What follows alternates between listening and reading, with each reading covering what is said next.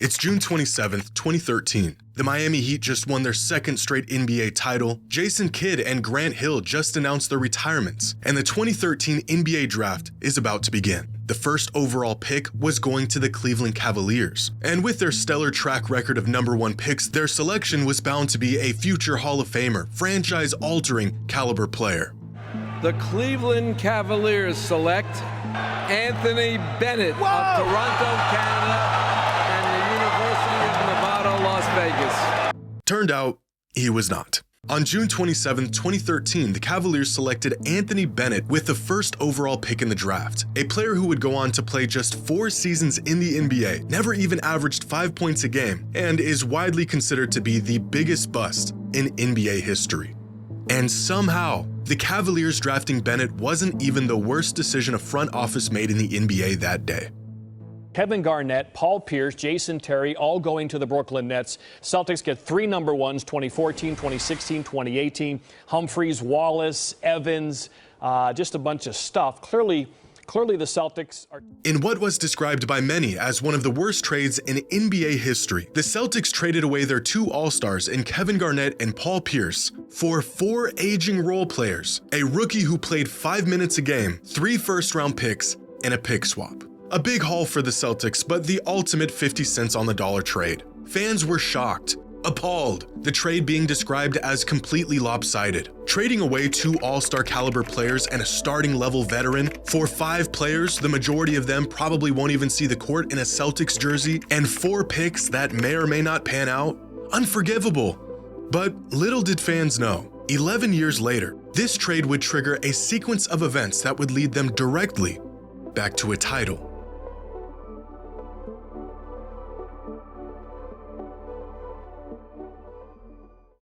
Today's video is sponsored by DraftKings. Right now, all new customers who bet just $5 on anything will receive $150 in bonus bets instantly. That's right, turn $5 into $150 in bonus bets just by placing any wager. But the action doesn't end there. From tip-off to the final buzzer, DraftKings has you covered with same-game parlays, live betting, odds boost, and so much more. And if sports betting is not yet available in your state, don't worry. DraftKings is the one-stop shop for all things daily fantasy where you can have a shot to win cash prizes. Download the DraftKings Sportsbook app now. New customers use promo code JimmyHighRoller and bet just $5 on any wager and get $150 in bonus bets instantly. That's promo code JimmyHighRoller only at DraftKings Sportsbook.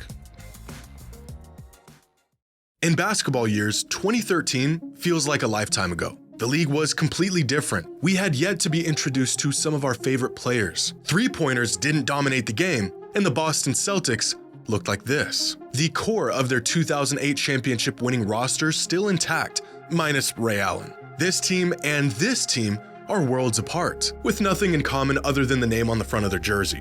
This 2013 team was good, but the door on their championship aspirations was closing quickly, and time would tell that they would never go on to win another championship. What they would do, however, was inadvertently spark a chain of events that would ultimately lead to a championship over a decade later. They didn't know it at the time, but this team was about to make the ultimate sacrifice that would inevitably guide the future of this organization back to a championship. And it all started with one trade.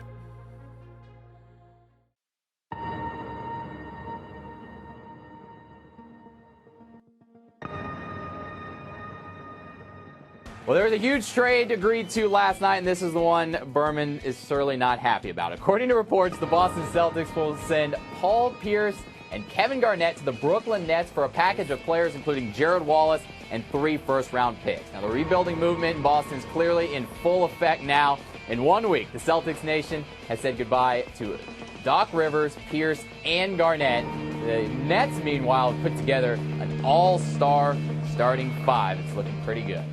In the summer of 2013, the Celtics broke headlines by trading Kevin Garnett and Paul Pierce to the Brooklyn Nets for what felt like to fans at the time, very little in return. The deal itself wasn't great, but trading away the heart and soul of the team was an emotional gut punch for Boston fans. Not only was the team that Boston fans grew to love completely stripped away, but this trade meant the Celtics were going to be in rebuild mode for the foreseeable future.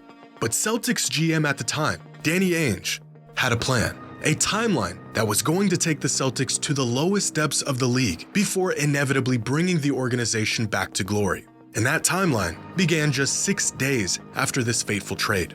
On July 3, 2013, the Celtics hired former Butler University head coach Brad Stevens. Now, Stevens had never coached in the NBA before. He was just 36 years old, and he was handed over one of the worst rosters in the league. The 5-player haul the Celtics got in return for Pierce and KG was about as inconsequential as expected. Keith Bogans and Marshawn Brooks played a combined 10 games for Boston. Chris Joseph played a whopping 24 minutes in a Celtics jersey. Chris Humphries was on to a new team after just 1 season, and Gerald Wallace was retired within just 2 seasons, which meant that the near future of the most successful and storied franchise in NBA history would be determined by their 4 newly acquired draft picks. By the end of the 2016 season, 3 years after the infamous trade with Brooklyn, the Celtics roster looked like this. The 2 remaining players from the 2013 roster were Avery Bradley and Jared Sullinger. The team was painfully average throughout those 3 years, and they used that 2014 first-round pick they received from the Nets to draft James Young, who didn't really pan out. But they did have an all-star guard in Isaiah Thomas, and 3 remaining picks from that trade with the Nets. What they managed to do with these picks would become a masterclass of NBA management and nothing short of a miracle.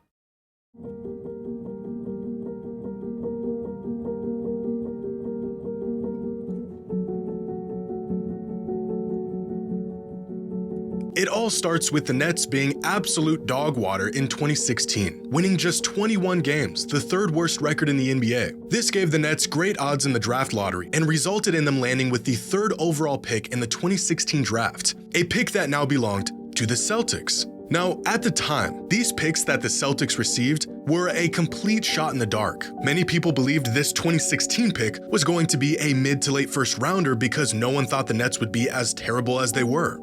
Now, the picks are first rounders in 2014, 2016, and 2018. Now, they will probably not be lottery picks because of the fact that the Nets would probably be doing well by then. Turns out this pick wasn't just a lottery selection, it was top 3. And with this 3rd pick, Boston selected a 6'6" two-way guard out of Cal who was getting comparisons to Jimmy Butler. With the 3rd pick in the 2016 NBA Draft, the Boston Celtics select Jaylen Brown from the University of California, Berkeley. Jaylen Brown got off to a slow start with Boston, but the potential was clearly there. And with the addition of Al Horford, who signed in the offseason, the Celtics would go on to have their best season in a decade, winning 53 games, earning the #1 seed in the East, and making a run to the conference finals. Their luck was turning around, the fateful trade in 2013 fading into the past. But that Nets trade would prove to be the gift that just kept on giving.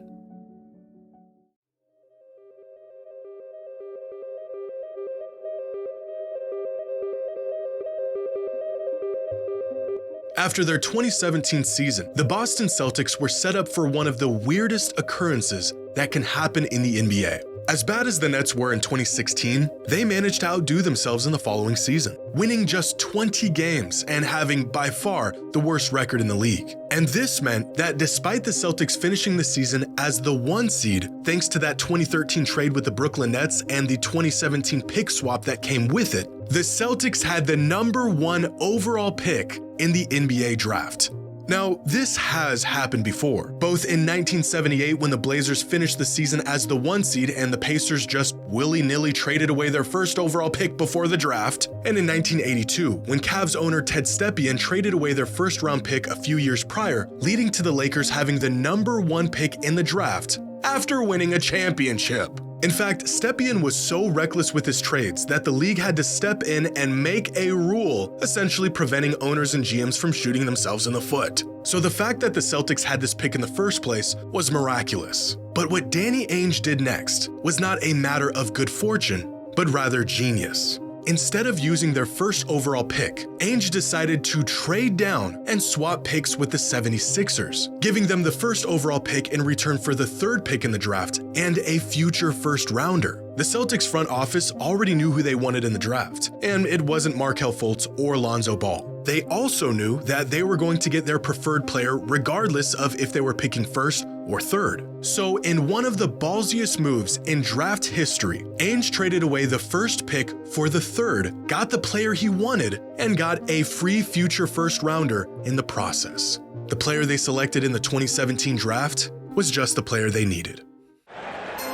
With the third pick in the 2017 NBA Draft, the Boston Celtics select Jayson Tatum from Duke University. By 2017, the Celtics went from an average team drifting in no man's land to earning the top seed in their conference and securing one of the best young duos in the entire league. Their next task? Building a championship team around their new young talent. And they still had one more pick remaining from the KG Pierce trade. So on August 30th, 2017, 2 months after they drafted Jayson Tatum, Boston traded away Jay Crowder, Isaiah Thomas, and that 2018 first-round pick they received from the Nets in return for Kyrie Irving. By the end of the 2017 offseason, the Celtics roster had completely turned over once again. The first seeds of a championship team were being laid. But time would prove that this team wasn't quite ready for the big stage. The Celtics were good, making it to the Eastern Conference Finals in their first season with Kyrie and winning nearly 50 games in his second season with the team. But it became clear that Irving did not share the same priorities or expectations as the organization. So in the 2019 offseason, Kyrie decided to not return to Boston and, ironically, signed a 4-year deal with the Brooklyn Nets. This was a huge blow to the Celtics. It completely caught them off guard. They lost an all-NBA player, and they got nothing in return. The first step backwards for the organization during their rebuild. At this point, the Celtics knew they had a solid foundation with Tatum and Brown, and if they wanted to win, it would be with a team built around these two. So that's what they did.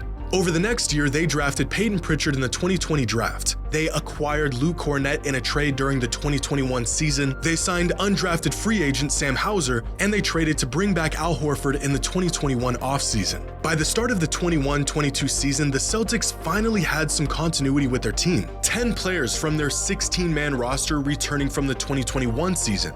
But 8 years after their 2013 trade with the Brooklyn Nets, long after the residual aftermath of the trade had seemed to come to its natural conclusion, there was one last gift that trade had to offer for the Celtics.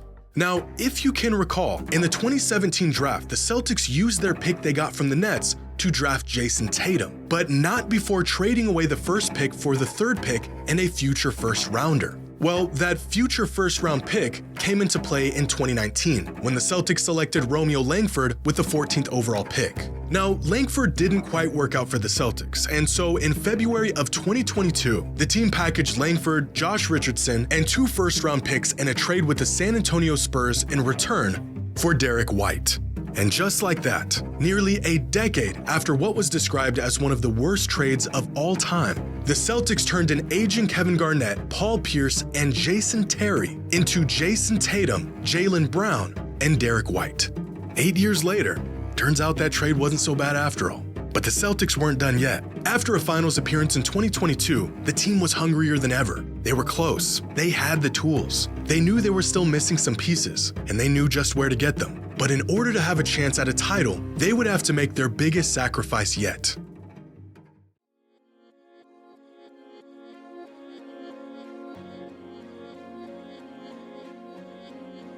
On June 23, 2023, just 3 weeks after their season came to an end, the Boston Celtics broke headlines in a 3-team trade with the Memphis Grizzlies and the Washington Wizards. Through this trade, the Celtics acquired Kristaps Porzingis. What they had to give up? Their leader and the heart of their team, Marcus Smart. A trade that was described as one of the most difficult decisions the organization has had to make in recent history. But it had to be done. The Celtics were one step closer to their ultimate goal. And just before the start of the 2023-2024 season, Boston made one last move that would prove to create the winning formula they had been seeking.